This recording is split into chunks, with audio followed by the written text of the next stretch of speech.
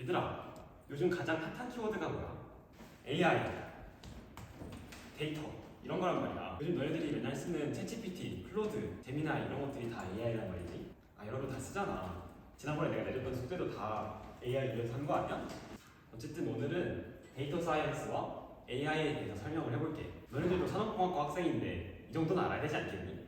완전 기본부터 가르칠 테니까 걱정 말고 따라와. 그러면 일단 산업공학에서 데이터를 왜 쓰냐? 그거부터 알아야 되겠지? 산업공학은 뭐 하는 학문이야? 채원아, 산업공학은 뭐 하는 학문이야? 모르겠다고? 옆자리에 앉은 현국이가 대답해볼래? 디자인하는 학문이요. 내가 강의실 잘못 찾아왔나? 여기 뭐 하는 데지? 산업공학은 뭐 하는 학문이냐? 일을 잘하게 만드는 학문이란 말이지. 여러분들이 쿠팡에서 새벽 배송을 시켜도 빨리 올 수 있는 이유가 뭐 때문이냐? 산업공학 때문이야. 병원에서 대기줄을 짧게 만드는 거라든지 유통 과정을 최적화하는 거, 이거 다 산업공학이란 말이지. 더 빠르게, 더 싸게, 더 좋게, 이게 산업공학의 핵심이야. 근데 일을 잘하려면 뭐가 필요해? 센스, 감 이런 것도 중요한데 이 결국은 다 데이터에서 나오는 거란 말이지. 그래서 데이터에서 유의미한 결론을 뽑아내는 게 데이터 사이언스고 AI야. 통계라고 적어보니까 벌써 뒤에 한국이 자고 있는 것 같은데 채원아, 가서 좀 깨워라.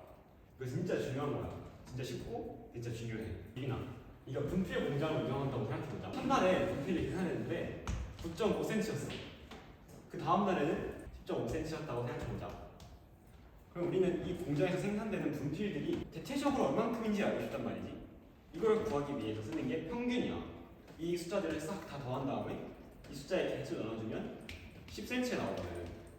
그리고 우리는 알 수 있는 거지. 이 공장에서 생산되는 분필은 평균적으로 10cm구나. 그런데 평균만 중요한 건 아니야.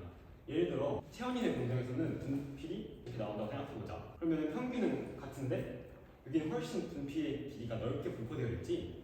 이런 걸 우리는 분산이 크다고 말해. 그럼 아무도 이 공장에서 사고 싶지 하지 않겠지. 그래서 우리는 분산을 줄이는 게 중요한 거야. 뭐라고 한거가? 집중이 분산된다고? 선형회귀에 대해서 배워볼 거야. 요한이가 공부한 시간이랑 성적이 다음 것까지 생겼다고 하는 거야. 사람마다 편차가 좀 있을 수 있겠지만 대체로 공부를 많이 하면 성적이 오르잖아. 맞지 얘들아? 공부 많이 해도 성적이 안 오른다고? 공부 시간과 성적은 대체로 이렇게 비례하는 경향을 보여. 그럼 우리는 데이터로부터 직선을 그어서 공부 시간과 성적을 예측해 볼 수 있는 거지. 그럼 다음에 요한이가 공부를 이만큼 했으면 성적이 대충 이만큼 나오겠구나 라는 걸 우리가 알 수 있는 거야. 데이터로부터 예측을 하는 거지. 근데 세상에는 이렇게 문제가 깔끔하게 선형으로 풀리지 않는 경우도 많아. 이거에 대한 수요가 얼마나 될까? 주식 시장이 어떻게 움직일까? 아무도 모른단 말이지. 하지만 똑똑한 사람들이 열심히 연구한 결과 복잡한 패턴들을 어느 정도는 예측할 수 있게 되었어. 그 예측을 어떻게 하면 이 선형회귀 여러 겹 쌓아서 만든 거야. 그 자세한 내용은 너무 테크니컬해지니까 여기까지 하고, 그런 것들을 우리가 AI라고 불러. 근데 이런 것들을 왜 산업공학에서 하냐? 컴퓨터공학과에서 해야 되는 거 아니냐? 이런 질문 많이 받지. 맞아, 사실 컴퓨터공학부에서도 일부 하는 것들이 맞아.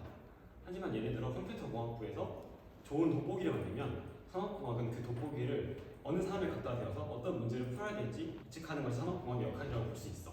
그래서 이런 멋있는 머신러닝 모델들을 현장에서 어디에 적용해야 될지 알려주는 게 산업공학이라는 거야. 결국 산업공학은 뭐다? 일을 잘하게 만드는 것이 산업공학이다.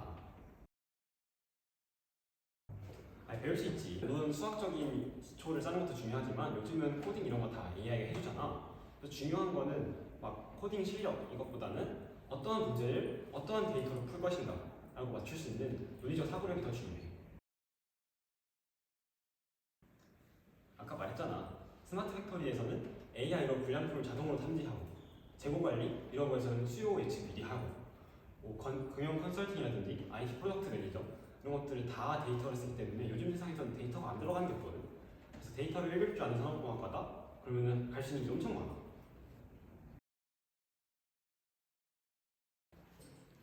우선은 파이썬을 배우는 걸 추천해. 데이터 분석할 때 가장 많이 쓰이는 언어가 파이썬이기 때문에 유튜브에 가보면은 기초 입문용 강좌 같은 거 많거든. 그런 걸 가지고 파이썬을 배우는 걸 추천하고, 캐글이라는 사이트가 있어. 구글에서 만든 사이트인데 데이터 분석가를 위해서 기초부터 중급자, 상급자까지 다양한 데이터 세트들이 많아. 거기서 공모전을 참가해볼 수도 있고 본인 실력을 연습해볼 수도 있지. 공공 데이터 포털 같은 데서 무료 데이터 셋이 많으니까 그걸 가지고 본인의 토익 프로젝트를 해보거나 공모전에 참여해보는 것도 좋은 경험이 될 수 있지.